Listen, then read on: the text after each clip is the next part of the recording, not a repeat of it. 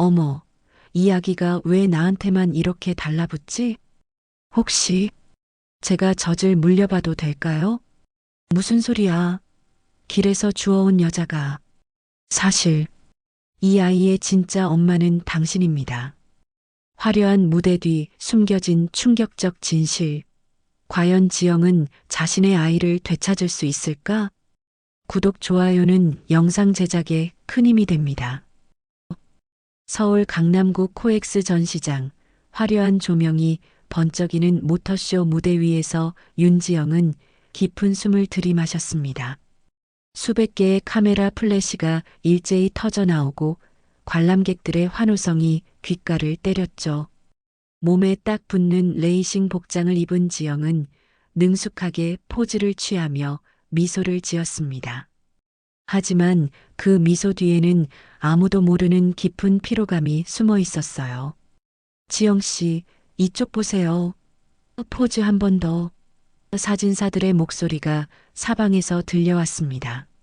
지영은 15분 동안 계속된 촬영을 마치고 나서야 무대 뒤로 물러날 수 있었어요. 탈의실에서 메이크업을 지우며 거울을 바라보던 지영의 얼굴에는 지친 기색이 역력했습니다. 오늘 수고했어, 지영아. 매니저가 봉투 하나를 건네주었어요. 이번 행사비야. 다음 주에도 모터쇼 있으니까 스케줄 비워둬. 지영은 봉투를 받아들고 속으로 한숨을 쉬었습니다. 35살의 나이에 모델 일을 시작한 지 이제 3년째였어요. 다른 모델들처럼 어린 나이에 시작하지 못한 탓에 받을 수 있는 일의 종류도 제한적이었죠. 패션쇼나 광고 모델은 엄두도 못 내고 이런 전시회 도우미나 레이싱 모델 일로 연명하고 있었습니다. 지하철을 타고 집으로 향하는 길, 지영은 창밖을 바라보며 생각에 잠겼어요. 강남의 화려한 네온사인들이 스쳐 지나갔지만 정작 자신이 향하는 곳은 관악구의 허름한 고시원이었습니다. 1시간 넘게 지하철을 타야 도착할 수 있는 그곳에서 지영은 6평 남짓한 작은 방에서 혼자 살고 있었어요. 고시원 앞 편의점에서 컵라면 하나를 사들고 계단을 오르는 지영의 발걸음은 무거웠습니다. 좁은 복도를 지나 자신의 방 앞에 서서 열쇠를 꺼내는 순간 옆방에서 들려오는 전화 통화 소리가 귀에 들어왔어요. 엄마, 용돈 좀 보내줘. 이번 달도 알바비로는 생활비가 부족해. 아마 대학생인 듯한 목소리였습니다. 지영은 쓴웃음을 지으며 문을 열었어요. 자신에게는 용돈을 보내줄 부모도 걱정해줄 가족도 없었으니까요. 방 안으로 들어서자 답답한 공기가 얼굴을 맞았습니다. 창문을 열고 환기를 시키면서 지영은 오늘 받은 행사비 봉투를 들여다보았어요. 15만 원. 작게 중얼거렸습니다.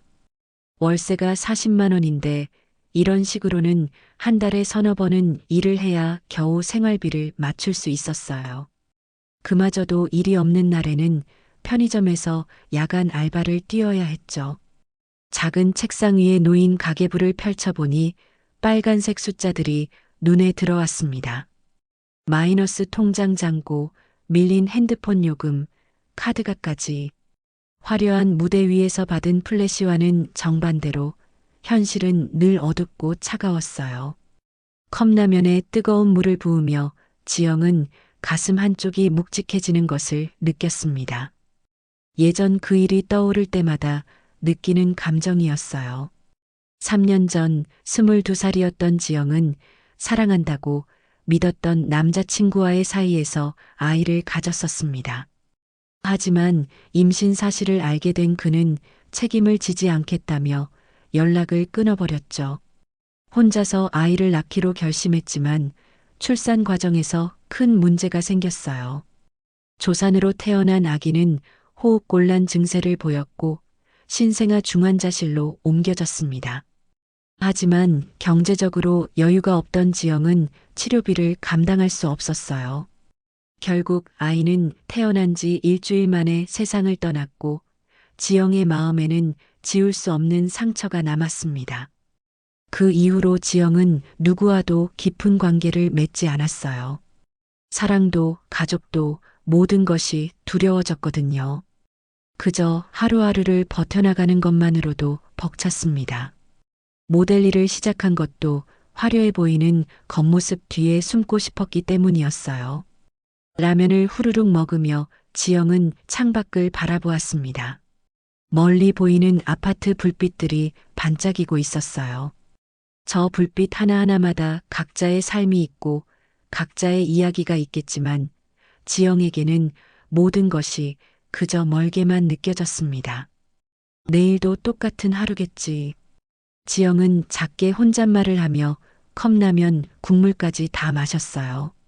화려한 무대 뒤의 쓸쓸함, 그것이 바로 윤지영의 현실이었습니다. 다음 날 오후 지영은 또 다른 모터쇼 현장에 도착했습니다. 이번에는 평소보다 규모가 큰 행사였어요. 고급 수입차들이 즐비하게 늘어선 전시장 한쪽에는 VIP 전용 라운지가 마련되어 있었죠. 지영은 담당 매니저로부터 오늘의 일정을 전달받았습니다. 오늘은 특별히 VIP 구역에서도 촬영이 있을 거야. 재벌 회장님들도 오시니까 더 조심해서 해. 매니저의 말에 지영은 고개를 끄덕였어요. 평소보다 긴장되는 하루가 될 것 같았습니다. 오후 3시 본격적인 촬영이 시작되었어요.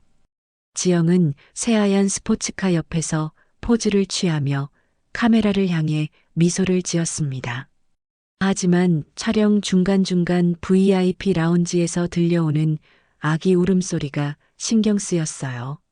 처음에는 대수롭지 않게 여겼지만 시간이 지날수록 울음소리는 더욱 커져만 갔습니다. 잠깐만요. 지영은 촬영을 잠시 멈추고 VIP 라운지 쪽을 바라보았어요. 그곳에서는 여러 사람들이 우왕좌왕하며 아이를 달래려고 애쓰고 있었습니다. 정장을 입은 중년 남성이 아이를 안고 있었지만 아이의 울음은 그치지 않았어요. 촬영이 끝난 후 지영은 물을 마시러 VIP 라운지 근처로 갔습니다. 그때 한 목소리가 들려왔어요. 도대체 왜 이렇게 우는 거야? 유모도 손을 못 쓰고 60대 정도로 보이는 위험 있는 남성의 목소리였습니다. 바로 박재현 회장이었죠. 회장님, 아무래도 낯선 환경 때문인 것 같습니다. 집에 가면 괜찮아질 거예요. 옆에 있던 비서가 조심스럽게 말했어요. 하지만 아이의 울음은 더욱 격렬해졌습니다. 지영은 그 소리를 듣는 순간 가슴이 먹먹해졌어요. 마치 3년 전 자신이 잃었던 아이의 울음소리를 듣는 것 같았거든요. 발걸음이 저절로 그쪽으로 향했습니다. 저기, 죄송합니다. 지영은 조심스럽게 말을 꺼냈어요. 혹시 제가 아이를 한번 안아봐도 될까요? 박재현 회장과 주변 사람들의 시선이 일제히 지영에게 쏠렸습니다. 회장은 의아한 표정으로 지영을 위아래로 훑어보았어요. 당신은 누구시오? 박재현의 목소리에는 경계심이 묻어 있었습니다. 저는 오늘 촬영하는 모델입니다. 아이들을 달래는 일에는 자신이 있어서요. 지영은 거짓말을 했어요. 사실 아이를 달래본 경험은 거의 없었지만 그 울음소리를 그냥 두고 볼 수 없었거든요. 박재현은 잠시 망설이다가 고개를 끄덕였습니다. 해보시오. 지영은 조심스럽게 아이를 받아 안았어요. 생후 8개월 정도 된 남자아이였습니다. 아이는 여전히 울고 있었지만 지영의 품에 안기자 조금씩 진정되는 것 같았어요. 지영은 아이를 가슴에 가까이 안고 살살 등을 두드려 주었습니다. 괜찮아, 괜찮아. 지영은 작은 목소리로 아이를 달랬어요. 그런데 아이가 계속 지영의 가슴 쪽으로 고개를 돌리며 보채는 것이었습니다. 지영은 순간 깨달았어요. 아이가 배고파서 우는 것이라는 걸 말이죠. 주변을 둘러보니 분유나 젖병은 보이지 않았습니다. 박재현 회장도 답답한 표정으로 지켜보고 있었어요. 지영은 깊은 고민에 빠졌습니다. 자신에게는 아직 모유가 나왔거든요. 3년 전 아이를 잃은 후에도 한동안 계속 나왔던 모유가 스트레스와 영양 부족으로 점점 줄어들었지만 안전히 멈추지는 않았었어요. 혹시 지영은 떨리는 목소리로 말했습니다. 아이가 정말 배고픈 것 같은데 제가 잠시 젖을 물려도 될까요? 주변이 순간 조용해졌습니다. 박재현 회장의 눈이 크게 떠졌고 비서와 유모들도 당황한 표정을 지었어요. 무슨 말씀이십니까? 비서가 놀란 목소리로 물었습니다. 지영은 얼굴이 붉어졌지만 용기를 냈어요. 저에게 아직 모유가 나와요. 예전에 아이를 낳은 적이 있거든요. 박재현 회장은 한동안 지영을 바라보더니 천천히 고개를 끄덕였습니다. 그렇다면 해보시오. 지영은 VIP 라운지 안쪽의 조용한 공간으로 아이를 데리고 갔습니다. 손이 떨렸지만 아이의 울음소리를 더 이상 들을 수 없었어요. 조심스럽게 옷을 정리하고 아이에게 젖을 물렸습니다. 신기하게도 아이는 즉시 울음을 그치고 조용히 젖을 빨기 시작했어요. 지영은 그 순간을 잊을 수 없었습니다. 3년 전 잃었던 자신의 아이를 안고 있는 것 같은 착각이 들었거든요. 따뜻하고 포근한 감정이 가슴을 가득 채웠습니다. 10여 분 후 아이는 완전히 진정되어 지영의 품에서 고요히 잠들었어요. 지영은 아이의 작은 얼굴을 내려다보며 미소를 지었습니다. 이렇게 평화로운 순간이 언제 마지막이었는지 기억나지 않을 정도였어요. 박재현 회장이 조용히 다가왔습니다. 정말 신기하군요. 우리 손자가 이렇게 안심하며 잠든 건 처음 봅니다. 손자요? 지영은 놀란 표정으로 물었어요.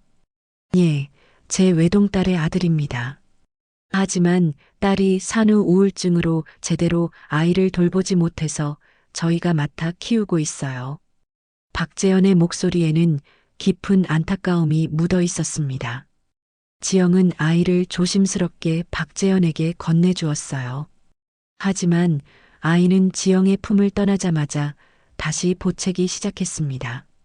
이상하군요. 박재현이 중얼거렸어요. 당신 품에서만 이렇게 편안해하다니. 그날 저녁 지영은 모터쇼 일정을 모두 마치고 집으로 돌아가려던 참이었습니다. 그때 박재현 회장의 비서가 다가왔어요.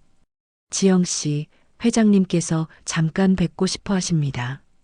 지영은 다시 VIP 라운지로 향했습니다. 박재현 회장은 혼자 앉아 깊은 생각에 잠겨 있었어요. 앉으시오. 박재현이 말했습니다. 지영은 조심스럽게 의자에 앉았어요. 오늘 정말 고마웠습니다. 덕분에 우리 손자가 편안해할 수 있었어요. 박재현의 말에 지영은 고개를 숙였습니다. 별 말씀을요. 당연한 일이었어요. 박재현은 잠시 침묵하다가 입을 열었습니다.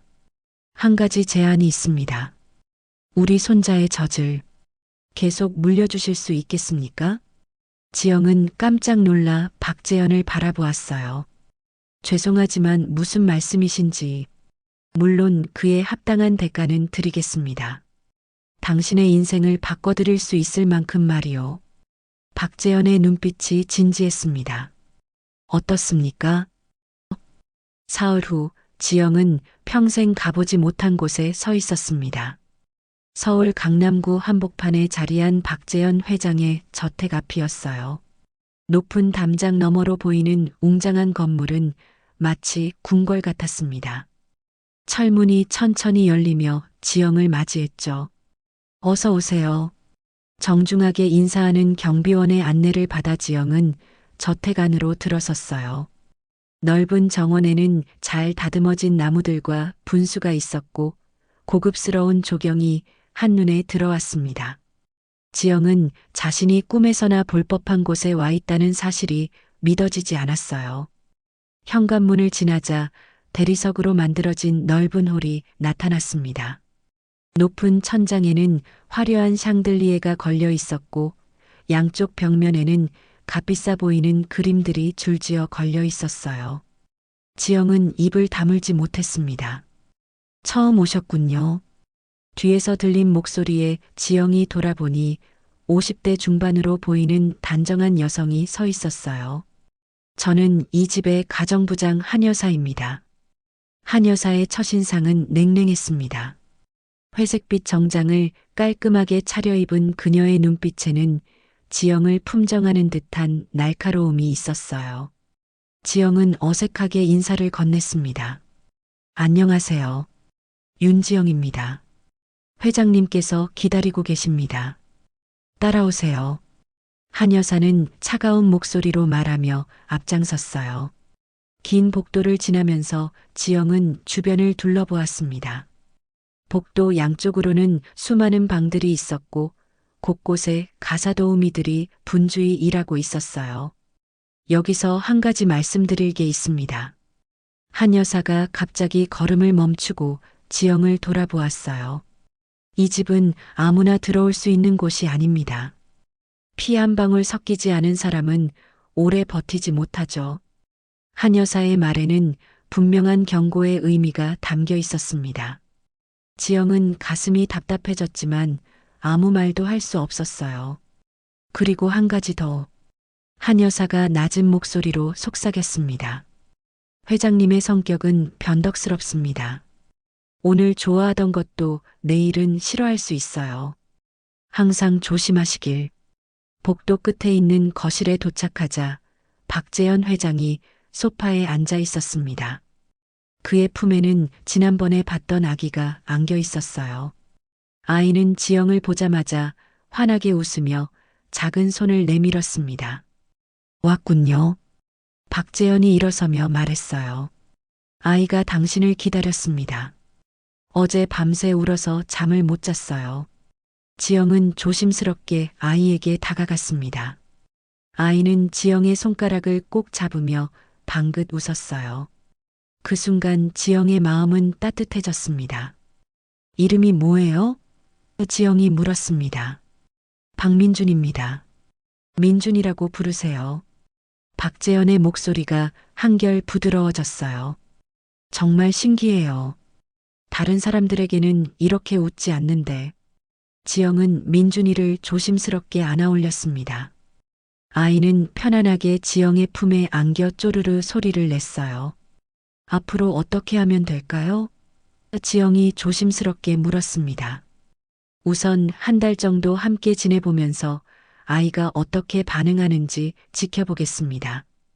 박재현이 설명했어요.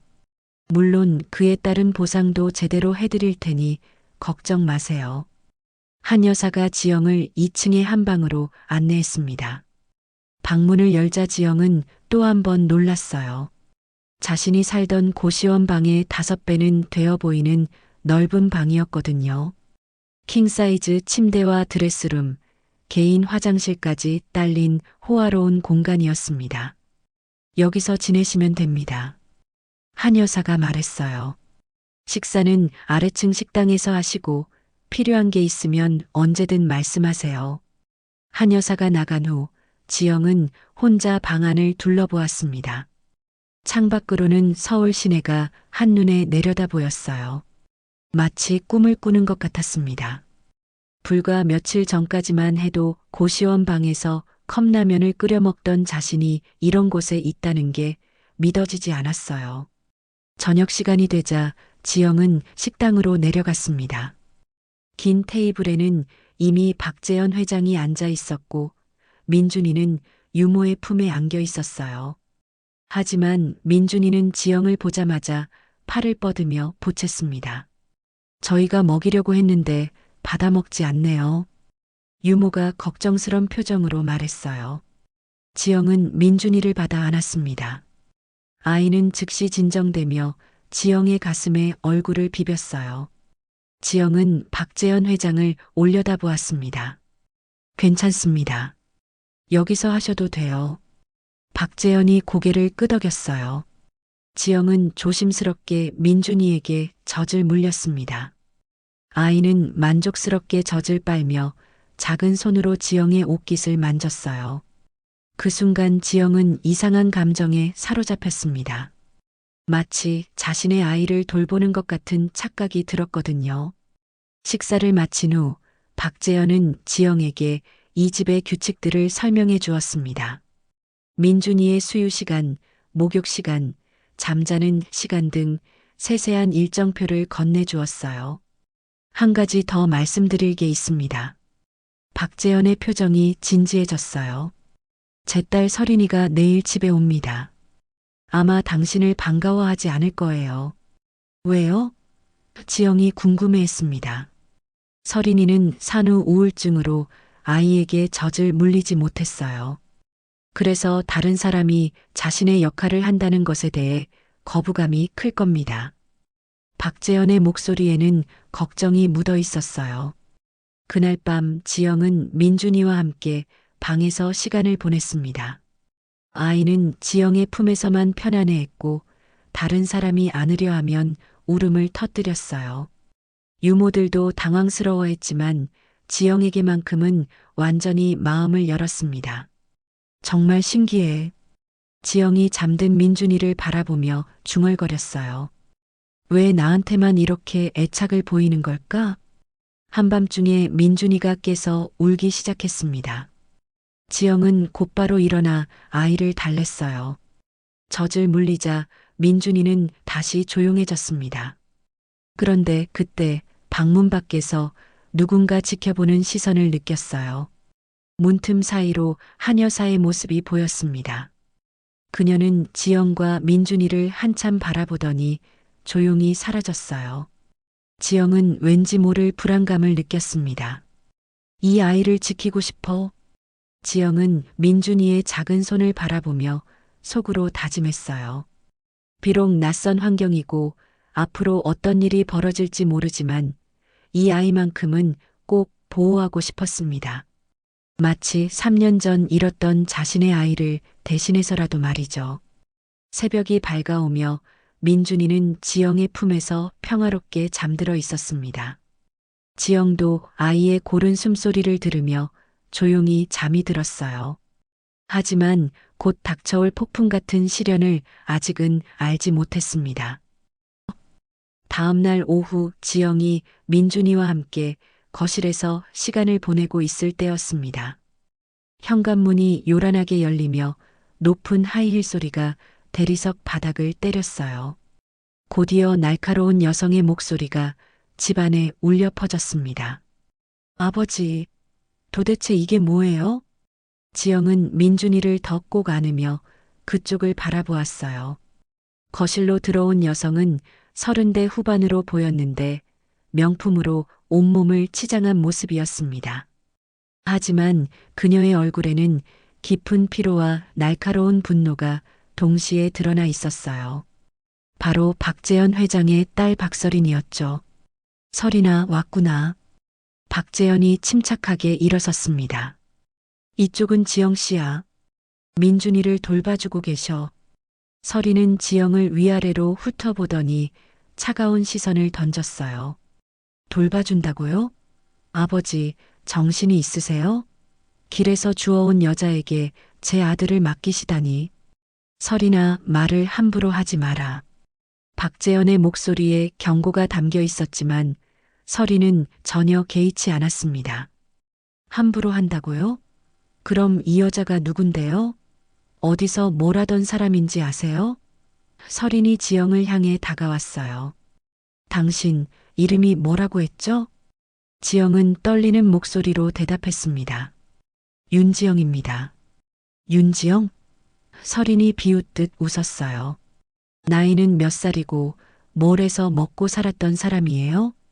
35살이고 모델 일을 했습니다. 지영의 목소리는 점점 작아졌어요. 모델? 서린의 눈이 더욱 날카로워졌습니다. 어떤 모델이요? 설마 그런 모델은 아니겠죠? 지영은 얼굴이 붉어졌습니다.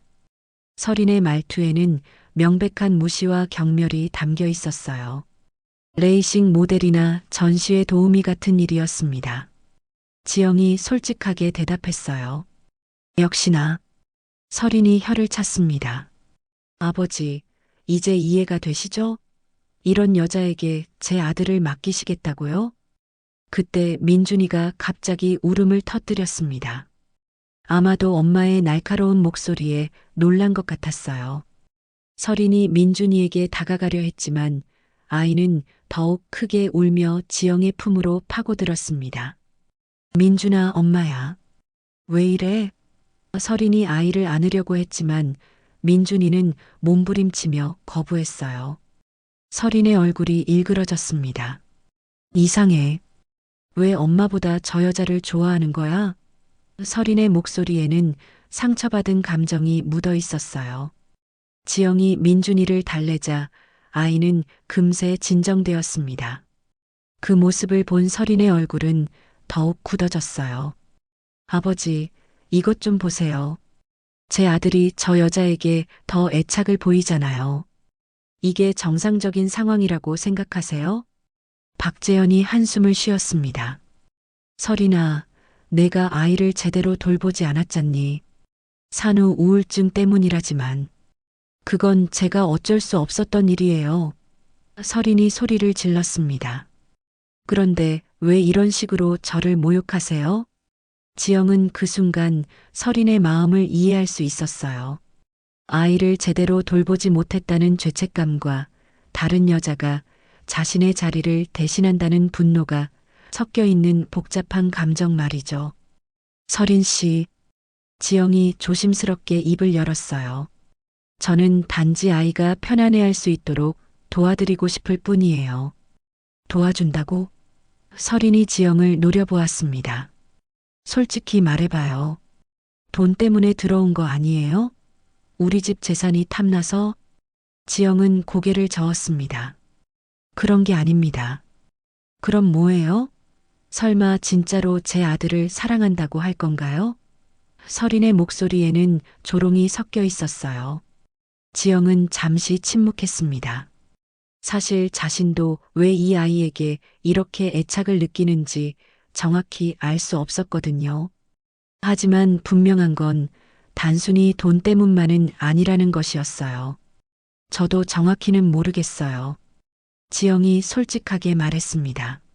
하지만 이 아이가 제 품에서 편안해한다는 건 확실해요. 웃기지 마요. 설인이 비웃었어요. 당신 같은 사람이 무슨 모성애를 느낀다고요? 그 말에 지영의 가슴이 아팠습니다. 하지만 더 충격적인 건 설인의 다음 말이었어요. 혹시 당신 결혼해 본 적 있어요? 아이 낳아 본 적은? 지영은 얼굴이 창백해졌습니다. 그 질문은 가장 아픈 상처를 건드리는 것이었거든요. 그건 지영이 머뭇거렸어요. 역시 없구나.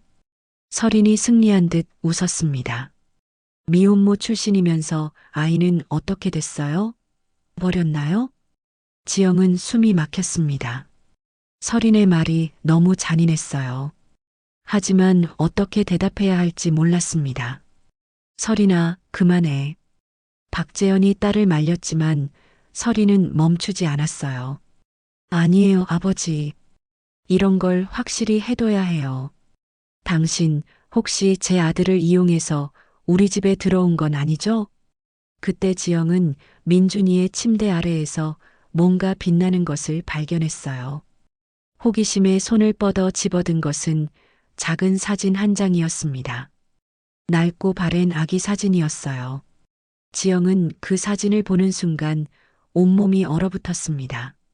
사진 속 아기의 얼굴이 너무나 익숙했거든요. 3년 전 자신이 잃었던 아기와 똑같은 얼굴이었어요. 이게 뭐예요? 지영이 떨리는 손으로 사진을 들어 올렸습니다. 설인이 사진을 보더니 당황스러운 표정을 지었어요. 그건 민준이 신생아 때 사진이에요. 왜요? 지영은 믿을 수 없다는 표정으로 사진과 민준이를 번갈아 보았습니다. 사진 속 아기와 지금의 민준이는 분명 같은 아이였어요. 하지만 그보다 더 충격적인 건 그 아기가 자신이 잃었던 아기와 너무나 닮아 있다는 것이었습니다. 혹시 지영이 떨리는 목소리로 물었어요. 민준이는 언제 태어났나요? 3년 전 3월이에요. 왜 그런 걸 물어보죠? 설인이 의아해했습니다. 지영의 머릿속이 하얘졌습니다. 3년 전 3월, 그건 바로 자신의 아기가 태어났던 시기와 정확히 일치했거든요. 설마 이런 일이 가능한 걸까요? 나는 돈보다 진실이 필요해. 지영은 속으로 외쳤어요. 가슴이 두근거렸고 머릿속에는 수많은 의문들이 꼬리에 꼬리를 물고 이어졌습니다. 이 모든 우연이 정말 우연일까요? 아니면 숨겨진 진실이 있는 걸까요? 한 달이 흘렀습니다. 지영은 박재현 회장 집에서의 생활에 조금씩 적응해 갔어요. 민준이는 지영에게만 완전히 마음을 열었고 밤낮으로 지영을 찾았습니다. 하지만 설인과의 관계는 날이 갈수록 악화되어만 갔어요. 오늘은 박재현 회장의 70회 생신을 맞아 대규모 연회가 열리는 날이었습니다. 서울의 내로라하는 재벌가와 정치인, 유명 인사들이 모두 참석하는 성대한 자리였어요. 지영은 한 여사로부터 연회에 참석하지 말라는 지시를 받았습니다. 오늘은 중요한 손님들이 많이 오십니다. 당신 같은 신분으로는 적절하지 않아요. 한 여사의 말에는 여전히 차가운 기운이 흘렀어요. 지영은 민준이와 함께 2층 방에서 시간을 보내고 있었습니다. 아래층에서는 화려한 음악과 웃음소리가 들려왔어요. 지영은 창문 너머로 보이는 정원의 연회장을 내려다보았습니다. 수많은 사람들이 우아하게 담소를 나누는 모습이 마치 다른 세계 같았어요. 나는 정말 여기 있어도 되는 걸까? 지영은 민준이를 바라보며 속으로 생각했습니다. 지난 한 달 동안 계속 마음 한구석에 있던 의문들이 더욱 커져만 갔거든요. 특히 그날 발견한 아기 사진은 지영의 마음을 계속 어지럽혔어요. 저녁 8시쯤 민준이가 보채기 시작했습니다. 아이는 지영의 품에서만 진정되곤 했는데 오늘따라 더욱 심하게 울었어요. 지영이 아무리 달래도 소용없었습니다. 왜 이러지? 어디 아픈 건 아니겠지? 지영은 걱정스러운 마음으로 민준이의 이마를 만져보았어요. 다행히 열은 없었습니다. 그때 방문이 열리며 한 여사가 들어왔어요. 지영 씨, 민준이가 왜 이렇게 울어요? 아래층까지 소리가 들린다고 회장님께서 올라오라고 하십니다. 지영은 당황했습니다. 지금 연애 중이잖아요. 괜찮을까요? 어쩔 수 없어요. 빨리 내려가세요. 한 여사의 목소리에는 짜증이 묻어 있었어요. 지영은 울고 있는 민준이를 안고 조심스럽게 아래층으로 내려갔습니다. 연회장에는 정말 많은 사람들이 있었어요. 모두들 화려한 정장과 드레스를 입고 있었고 지영은 평상복 차림이라 더욱 위축되었습니다. 박재현 회장이 지영을 보고는 손짓했어요. 지영 씨, 이리 오세요. 지영이 회장에게 다가가자 주변에 있던 사람들의 시선이 일제히 쏠렸습니다. 수군거리는 소리가 들려왔어요. 저 여자가 누구지? 아이를 안고 있네? 혹시 회장님의 새로운... 지영은 얼굴이 빨개졌습니다. 사람들의 시선이 따가웠어요. 여러분, 박재현이 목소리를 높였습니다. 제 손자를 소개하고 싶습니다. 그리고 손자를 돌봐주고 계시는 지영 씨입니다. 사람들은 박수를 쳤지만 지영은 어색함을 감출 수 없었어요. 그때 설인이 나타났습니다. 그녀는 술에 취한 듯 얼굴이 붉어져 있었어요. 아버지, 설인이 큰 소리로 외쳤습니다. 이게 뭐 하는 짓이에요? 연회장이 순간 조용해졌습니다. 모든 사람들이 설인을 바라보았어요. 설인아, 자제해라. 박재현이 낮은 목소리로 경고했지만 설인은 이미 이성을 잃은 상태였습니다. 여러분, 설인이 사람들을 향해 소리쳤어요. 이 여자가 누군지 아세요? 길에서 주워온 레이싱걸이에요. 지영은 온몸이 얼어붙었습니다. 사람들의 웅성거림이 더욱 커졌어요. 그것뿐만 아니라 미혼모 출신이래요. 설인의 목소리가 연회장 전체에 울려 퍼졌습니다. 이런 여자가 제 아들을 유혹해서 우리 가문에 들어온 거예요. 설인아. 박재현이 화를 내며 다가갔지만 설인은 멈추지 않았어요. 아버지는 속으셨어요. 이 여자는 돈을 노리고 온 거라고요. 벌써 미혼모 출신이라니까요. 지영은 굴욕감에 온몸이 떨렸습니다. 수백 명의 시선이 자신을 향하고 있었고 수군거리는 소리가 사방에서 들려왔어요. 민준이마저 엄마의 큰 소리에 놀라 더욱 크게 울기 시작했습니다. 미안해요. 정말 미안해요. 지영은 민준이에게 작게 속삭였어요. 아이에게 이런 상황을 보여주게 된 것이 마음 아팠습니다. 그때 박재현 회장이 조용히 손을 들어 사람들을 제지했어요. 연 회장이 다시 조용해지자 그는 침착한 목소리로 말했습니다. 그만들 하게. 회장은 내 포켓에서 서류 봉투를 꺼내 들었어요. 지영은 그 봉투를 본 적이 있었습니다. 한 달 전 회장의 서재에서 본 것 같았어요. 사실을 말하자면 박재현의 목소리가 연 회장 전체에 울려 퍼졌습니다. 이 아이의 진짜 친모는 지영 씨입니다. 순간 연 회장은 얼어붙었습니다. 설인의 얼굴이 창백해졌고 지영은 믿을 수 없다는 표정으로 회장을 바라보았어요. 무슨 말씀이에요? 설인이 떨리는 목소리로 물었습니다. 박재현은 서류를 펼쳐 보였습니다. 이것은 민준이의 진짜 출생 기록입니다. 3년 전 지영 씨가 낳은 아이죠. 지영은 온 세상이 무너지는 것 같았어요. 머릿속이 하얘졌고 다리에 힘이 빠졌습니다. 그럼 저는? 설인이 비틀거렸어요. 너는 입양하였다, 설인아. 박재현의 목소리에는 깊은 슬픔이 묻어 있었습니다. 38년 전 우리가 너를 입양했을 때부터 언젠가는 말해야 한다고 생각했지만 설인은 그 자리에 주저앉았습니다. 연 회장의 사람들은 충격에 빠져 서로를 바라보았어요.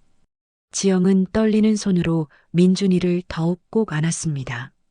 그럼 내 아기가 살아있었던 거예요? 그렇습니다. 박재현이 고개를 끄덕였어요. 병원에서 아이가 죽었다고 했지만 사실은 제가 몰래 데려온 것입니다. 당신이 경제적으로 어려운 상황이었기 때문에. 지영의 눈에서 눈물이 흘러내렸습니다. 3년 동안 죽었다고 믿었던 자신의 아이가 살아있었다는 사실, 그리고 그 아이가 바로 자신이 돌보고 있던 민준이라는 것이 믿어지지 않았어요. 미안합니다, 지영 씨. 박재현의 목소리가 작아졌습니다. 하지만 이제라도 진실을 바로잡고 싶었습니다. 연 회장은 여전히 조용했습니다. 지영은 민준이를 바라보며 가슴속에서 불타는 듯한 결심을 다졌어요. 이제 내 아이를 되찾아야 해. 지영은 속으로 다짐했습니다. 더 이상 누구의 눈치도 보지 않겠다고, 자신의 아이를 끝까지 지키겠다고 말이죠. 연 회장의 충격적인 폭로 이후 지영은 박재현 회장의 서재에 혼자 앉아 있었습니다. 민준이는 지영의 품에서 깊이 잠들어 있었어요. 연애는 급작스럽게 끝났고 손님들은 모두 돌아갔습니다.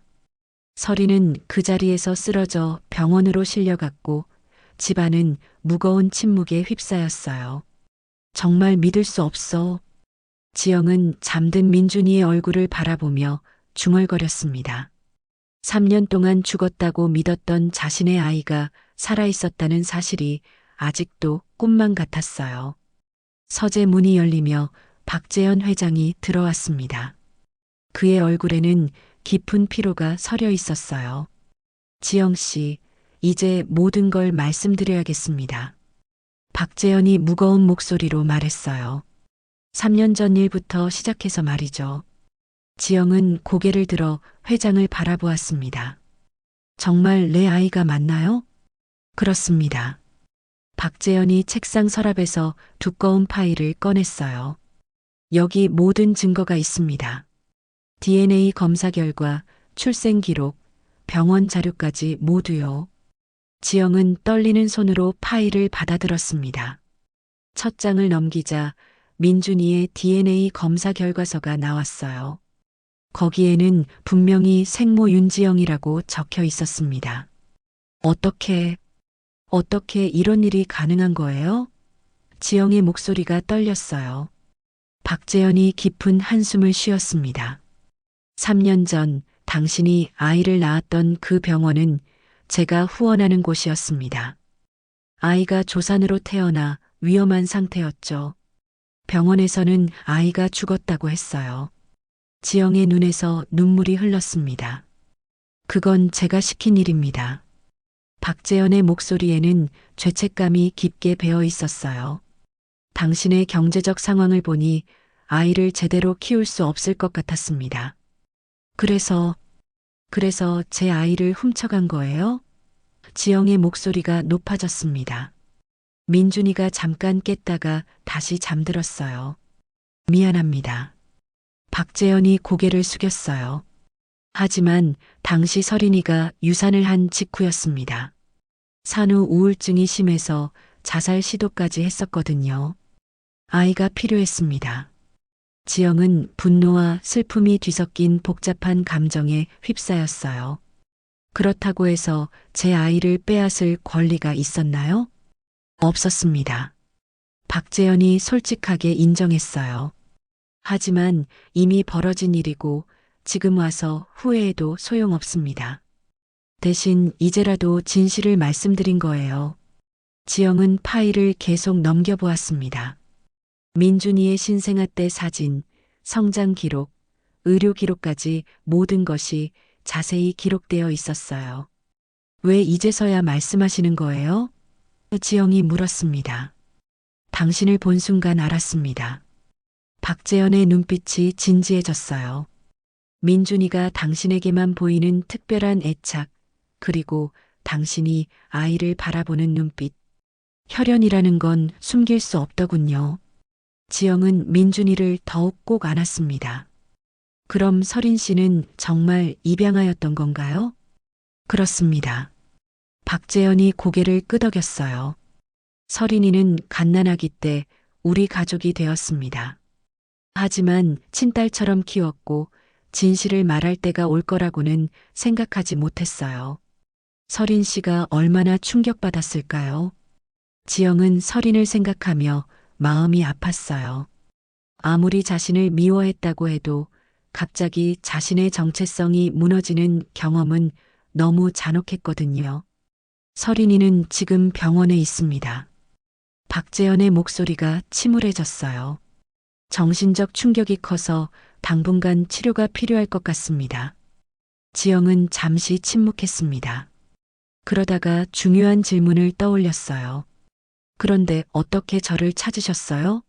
설마 우연히 모터쇼에서 만난 게 아니죠? 박재현이 씁쓸하게 웃었습니다. 우연이 아닙니다. 사실 당신을 오래전부터 지켜보고 있었어요. 지켜보고 있었다고요? 민준이가 자라면서 점점 당신을 닮아가는 모습을 보며 언젠가는 진실을 말해야겠다고 생각했습니다. 그래서 사설 탐정을 고용해 당신의 근황을 파악하고 있었어요. 지영은 소름이 돋았습니다. 그럼 제 모든 생활을 알고 있었습니다. 박재현이 인정했어요. 고시원 생활, 모델 일, 경제적 어려움까지 모두요. 그래서 더욱 미안했습니다. 그렇다면 왜 진작 나타나지 않으셨어요? 지영의 목소리에 원망이 섞였어요. 용기가 없었습니다. 박재현이 솔직하게 말했어요. 어떻게 당신에게 진실을 말할지, 어떻게 용서를 구할지 방법을 찾지 못했거든요. 지영은 복잡한 심정으로 민준이를 바라보았습니다. 자신의 아이였다는 사실이 기쁘면서도 3년 동안 겪었던 고통을 생각하면 분노가 치밀어 올랐어요. 그런데 정말 이해할 수 없는 건 왜 하필 모터쇼에서 그런 상황을 만드셨느냐는 거예요. 지영이 의문을 표했습니다. 그것도 계획된 일이었습니다. 박재현이 고백했어요. 민준이가 당신을 알아볼지, 당신이 모성 본능을 느낄지 확인하고 싶었거든요. 결과는 제 예상을 뛰어넘었습니다. 지영은 그제야 모든 퍼즐이 맞춰지는 느낌이었어요. 왜 그날 민준이가 그렇게 심하게 울었는지, 왜 자신에게만 안겼는지, 모든 것이 계획된 일이었던 거죠. 저를 실험 대상으로 본 건가요? 지영의 목소리가 차가워졌습니다. 아닙니다. 박재현이 급히 손을 저었어요. 당신과 민준이의 행복을 위한 일이었습니다. 비록 방법이 옳지 않았지만요. 그때 서재 문이 열리며 한 여사가 들어왔습니다. 그녀의 표정은 평소보다 더욱 굳어 있었어요. 회장님, 설인 양 상태가 어떤지 병원에서 연락이 왔습니다. 한 여사가 조심스럽게 말했어요. 어떻다고 하던가? 박재현이 걱정스럽게 물었습니다. 정신적 충격이 커서 당분간 입원 치료가 필요하다고 합니다. 그리고 한 여사가 지영을 바라보더니 말을 멈췄어요. 무슨 일인가? 박재현이 재촉했습니다. 설인 양이 지영 씨를 법정에서 만나겠다고 했답니다. 민준이의 양육권을 두고 소송을 걸겠다고요. 지영의 가슴이 철렁 내려앉았습니다. 이제 겨우 자신의 아이를 찾았는데 또 다른 싸움이 기다리고 있었던 거죠. 각오는 하고 있었습니다. 지영이 단호하게 말했어요. 이제 내 아이를 되찾아야 해요. 누구도 다시는 우리를 떼어놓을 수 없어요. 민준이가 지영의 품에서 작은 소리를 내며 미소를 지었습니다. 마치 엄마의 결심을 응원하는 것 같았어요. 2달 후 서울중앙지방법원 가정법정에는 긴장감이 흐르고 있었습니다. 지영은 검은색 정장을 입고 변호사 옆에 앉아 있었어요. 맞은편에는 설인이 창백한 얼굴로 자리하고 있었습니다. 병원 치료를 마치고 나온 설인의 모습은 예전과 많이 달라져 있었어요. 민준이의 양육권을 두고 벌이는 이번 소송은 많은 관심을 받고 있습니다. 판사가 엄숙한 목소리로 재판을 시작했어요. 양측 모두 충분한 주장을 펼쳐주시기 바랍니다. 설인의 변호사가 먼저 일어섰습니다. 존경하는 재판장님, 제 의뢰인인 박설인 씨는 지난 3년 동안 민준이의 법적 어머니로서 모든 책임을 져왔습니다. 비록 생물학적 모친이 아니라 할지라도 사회적, 법적으로는 엄연한 어머니입니다. 지영은 가슴이 답답했습니다. 법정에 앉아 있는 것만으로도 떨렸는데 자신의 아이를 두고 이런 싸움을 해야 한다는 현실이 괴로웠어요. 또한 윤지영 씨는 3년 동안 아이의 존재조차 모르고 살았습니다. 갑작스럽게 나타나서 양육권을 주장하는 것은 아이의 정서적 안정에도 해롭습니다. 설인의 변호사가 계속해서 주장했어요. 이번에는 지영의 변호사가 일어났습니다. 재판장님, 생물학적 친모와 자녀 간의 유대는 그 무엇보다 소중한 것입니다. 더욱이 윤지영 씨가 아이의 존재를 모른 것은 박재현 회장이 의도적으로 숨겼기 때문입니다. 법정 뒤쪽에 앉아있던 박재현이 고개를 숙였습니다. 그는 이번 재판에서 중요한 증인으로 출석해 있었어요. 그리고 민준이는 윤지영 씨에게만 특별한 애착을 보입니다.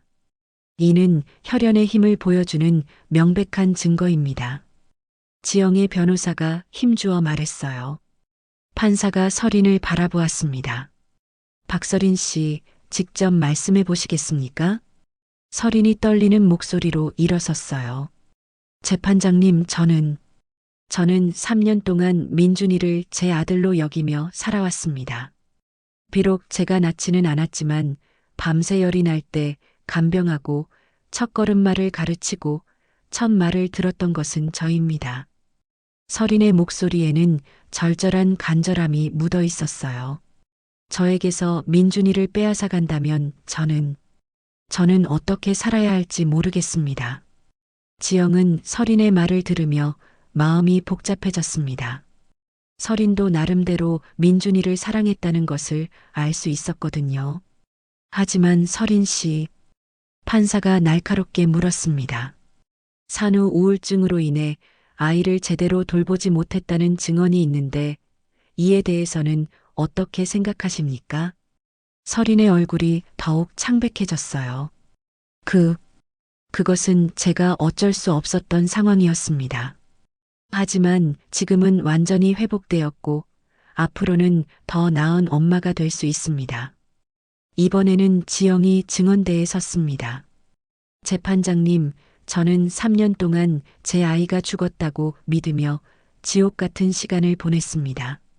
하지만 민준이가 살아있다는 걸 알게 된 순간부터 제 삶의 의미를 되찾았습니다. 지영의 목소리가 떨렸어요. 민준이와 함께한 지난 2달 동안 저는 진정한 행복이 무엇인지 알았습니다. 제품에서만 편안해하는 아이를 보면서 혈연이라는 것이 얼마나 강한 유대인지 깨달았어요. 그렇다면 앞으로 아이를 어떻게 키울 계획입니까? 판사가 물었습니다. 저는 더 이상 불안정한 생활을 하지 않겠습니다. 지영이 단호하게 대답했어요. 안정적인 직장을 구해서 민준이에게 따뜻한 가정을 만들어주고 싶습니다. 그때 서린이 갑자기 일어서며 소리쳤습니다. 안정적인 직장이라고요? 당신이 뭘 할 수 있는데요? 레이싱걸 출신이 무슨 안정적인 직장을 구한다는 거예요? 서린 씨, 자리에 앉으십시오. 판사가 경고했지만 서린은 흥분을 가라앉히지 못했어요. 내 아들을 빼앗아 가겠다고? 당신이 뭔데? 서린의 목소리가 법정 전체에 울려 퍼졌습니다. 지영이 조용히 일어섰습니다. 저는 민준이의 친엄마니까요. 그 말에 서린은 더욱 화를 냈어요. 친엄마, 3년 동안 어디 있었는데 이제 와서 친엄마 타령이에요? 서린 씨, 진정하세요. 지영이 차분하게 말했어요. 저도 당신 마음을 이해해요. 하지만 진실은 바뀌지 않습니다. 바로 그때 법정 문이 열리며 박재현 회장이 증언대로 향했습니다. 그의 손에는 또 다른 서류 뭉치가 들려 있었어요. 재판장님, 제가 증언하겠습니다. 박재현의 목소리가 법정에 울려 퍼졌습니다. 박재현 회장님, 무엇을 증언하시겠습니까? 판사가 물었습니다. 박재현은 깊은 숨을 들이마시더니 충격적인 말을 했어요. 이 아이의 출생 기록을 조작한 것은 저였습니다. 그리고 서린아, 미안하다. 사실 너는 내 친딸이 아니야. 법정이 순간 조용해졌습니다. 서린은 믿을 수 없다는 표정으로 아버지를 바라보았어요. 아버지, 무슨 말씀이세요? 서린의 목소리가 떨렸습니다. 너는 38년 전 우리가 입양한 아이다. 하지만 내게는 진짜 딸이나 마찬가지였어. 박재현의 목소리에는 깊은 사랑이 묻어 있었어요. 서린은 그 자리에서 무너져 내렸습니다. 그럼 저는 정말 아무것도 아닌 거네요. 가족도 아니고 민준이 엄마도 아니고. 아니다, 서린아. 박재현이 다가가서 딸을 일으켜 세웠어요. 너는 내 소중한 딸이고 민준이에게는 고마운 엄마였어. 하지만 이제는 진실을 받아들일 때가 되었어. 서린은 눈물을 흘리며 지영을 바라보았습니다. 정말 당신이 엄마가 되어야 하는 건가요? 지영도 눈물을 흘리며 고개를 끄덕였어요. 미안해요. 정말 미안해요. 판사가 마지막으로 말했습니다. 이번 재판의 모든 증거와 증언을 종합한 결과 민준이의 양육권은 생모인 윤지영 씨에게 인정합니다. 지영은 안도의 눈물을 흘렸습니다. 드디어 자신의 아이를 되찾을 수 있게 된 거였어요.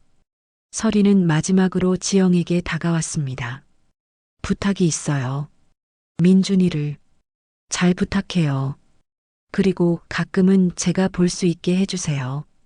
지영은 설인의 손을 잡았어요. 고마웠어요. 정말 고마웠어요. 민준이를 사랑해 주셔서 최후의 대결은 이렇게 끝났습니다. 하지만 이것은 끝이 아니라 새로운 시작의 신호탄이었어요.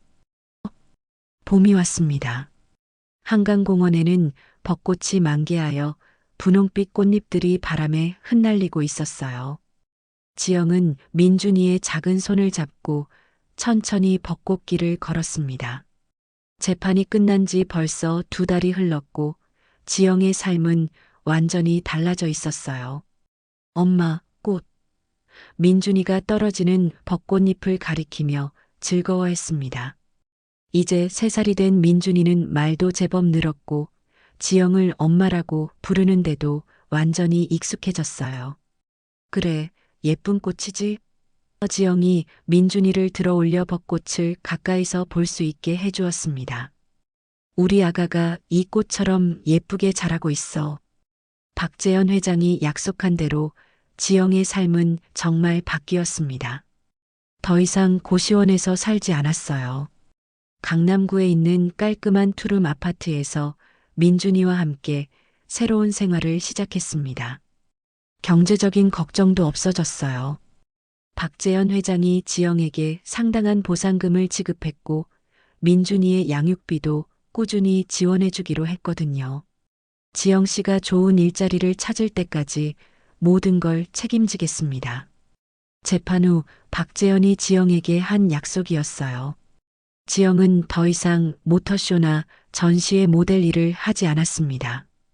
대신 아이들을 좋아한다는 장점을 살려 유치원 보조교사 자격증을 취득했고 곧 정식 교사가 되기 위해 공부하고 있었어요. 공원 벤치에 앉아 쉬고 있을 때 지영의 핸드폰이 울렸습니다. 박재현 회장에게서 온 전화였어요. 지영 씨, 오늘 날씨가 좋네요. 민준이와 함께 잘 지내고 있습니까? 네, 회장님. 지금 한강공원에서 벚꽃 구경하고 있어요. 지영이 대답했습니다. 그렇군요. 혹시 시간 되시면 잠깐 만날 수 있을까요? 설인이 이야기가 있어서요. 지영의 표정이 조금 어두워졌습니다. 설인은 재판 후 해외로 떠났다고 들었거든요. 1시간 후 지영과 민준이는 박재현 회장의 집을 찾았습니다. 오랜만에 온 이 집은 예전과 다르게 느껴졌어요. 이제는 두려움 대신 편안함이 있었습니다. 어서 와, 민준아. 박재현이 손자를 반갑게 맞이했어요. 민준이는 할아버지에게 달려가 안겼습니다. 할아버지. 민준이의 밝은 목소리가 집안에 울렸어요. 박재현은 지영에게 편지 한 통을 건네주었습니다. 설인이가 보낸 거예요. 당신에게 전해달라고 했습니다. 지영은 떨리는 마음으로 편지를 열어보았어요. 설인의 정성스러운 글씨로 쓰인 편지였습니다. 지영 씨에게 이 편지를 쓰기까지 정말 오랜 시간이 걸렸어요. 처음에는 당신을 원망했습니다. 내 아이를, 내 가족을 빼앗아갔다고 생각했거든요. 하지만 시간이 지나면서 깨달았어요. 당신이야말로 진짜 피해자였다는 것을 말이에요. 프랑스에서 새로운 삶을 시작하고 있습니다. 아직은 모든 게 낯설고 어렵지만 조금씩 나아지고 있어요. 여기서 상담 치료도 받고 있고 새로운 사람들도 만나고 있습니다. 당신을 미워했지만 이제는 이해합니다. 그리고 고마워해요. 민준이에게 진정한 엄마의 사랑을 줄 수 있는 사람은 당신뿐이라는 걸 알았거든요. 이 아이를 부탁해요. 그리고 가끔은 할아버지께 안부 전해주세요. 언젠가 다시 만날 수 있기를, 그때는 서로 웃으며 인사할 수 있기를 바라요. 설인 올림. 지영의 눈에서 눈물이 흘렀습니다. 설인의 마음이 얼마나 아팠을지, 얼마나 힘들었을지 생각하니 가슴이 아팠어요. 설인이가 많이 성숙해졌군요. 박재현이 말했습니다. 프랑스에서 새로운 시작을 하고 있어요. 언젠가는 행복을 찾을 거라고 믿습니다. 저녁이 되어 집으로 돌아가는 길, 지영은 민준이와 함께 동네 놀이터에 들렀습니다. 민준이는 그네를 타며 깔깔 웃었어요. 엄마, 높이 올려줘. 민준이가 즐거워하며 말했습니다. 지영은 민준이 뒤에서 그네를 밀어주며 행복한 미소를 지었어요. 이런 평범한 일상이 얼마나 소중한지 이제야 알 것 같았습니다. 우리 민준이 엄마랑 평생 함께하자. 지영이 작게 속삭였어요. 응, 엄마랑 계속 같이 있을 거야. 민준이가 환하게 웃으며 대답했습니다. 그날 밤 민준이를 재우고 난 후 지영은 베란다에 나가 밤하늘을 올려다보았습니다. 수많은 별들이 반짝이고 있었어요. 3년 전 아이를 잃었다고 생각하며 절망에 빠져 있던 자신을 떠올려 보니 정말 많은 것이 변했다는 생각이 들었습니다. 핸드폰에 박재현 회장에게서 문자가 왔어요. 지영 씨, 민준이와 함께 행복하게 사세요. 그리고 언제든 도움이 필요하면 연락하세요. 당신들은 이제 우리 가족입니다. 지영은 문자를 보며 따뜻한 마음이 들었어요. 비록 시작은 아팠지만 결국 모든 것이 제자리를 찾았다는 생각이 들었습니다. 다음 날 아침 지영은 민준이와 함께 유치원에 갔습니다. 지영이 보조교사로 일하게 될 곳이었어요. 아이들이 지영을 보고 달려와 안겼습니다. 선생님, 지영 선생님, 민준이도 다른 아이들과 함께 즐겁게 놀았어요. 지영은 그 모습을 보며 마음이 뿌듯했습니다. 정말 아이들을 좋아하시는군요. 원장 선생님이 지영에게 말했어요. 민준이도 정말 밝고 예쁘게 자랐네요. 고맙습니다. 지영이 미소를 지으며 대답했어요. 앞으로 열심히 하겠습니다. 오후에 집으로 돌아와 민준이와 함께 저녁을 준비하고 있을 때 지영은 문득 하늘을 올려다보며 속삭였습니다. 고맙습니다. 정말 고맙습니다. 누구에게 하는 말인지는 스스로도 정확히 알 수 없었지만 이 모든 행복에 대한 감사의 마음이었어요. 그리고 이제는 정말 행복해질게요. 민준이가 엄마의 다리에 매달리며 말했어요. 엄마 사랑해. 엄마도 우리 민준이 사랑해.